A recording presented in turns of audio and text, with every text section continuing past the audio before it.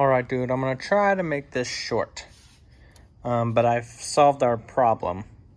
So I ran a fused constant power all the way around, and I'll show you that. And then also there's the other red wire for the actual switch that comes from the box. So you have the switch wire and then the constant wire. And then, let's see.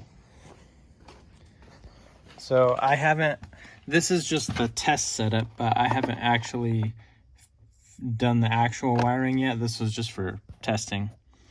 But so this is the switch wire, and this is the constant fused constant 12 volts.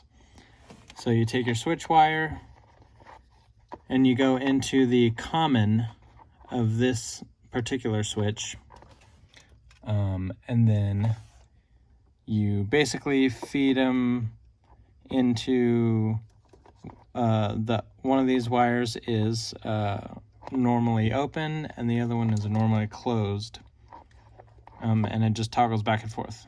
So you take this switch, which is the green wire, and then when you push the button on and off, it toggles between the blue and the yellow.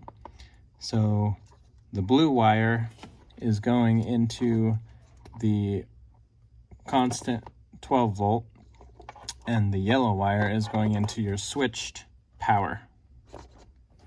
And then on this switch, the black and red are the LED light. So anyways, it works. So like when you push it on, it turns on and off, and you'll notice that the car's not on. But when you kick it on, the switch turns on. And then when the switch is on, it also still works. And like, I don't know if you can see it.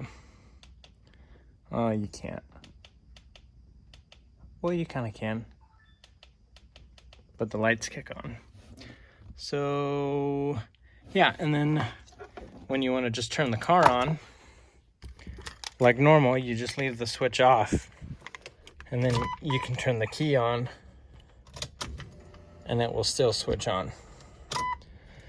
So as it sits now, it's like normal, and then the switch kicks it on also. So that solves your problem.